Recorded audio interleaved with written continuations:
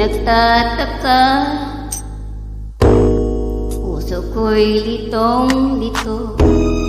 Bakit nga kaya iisa ang puso natin?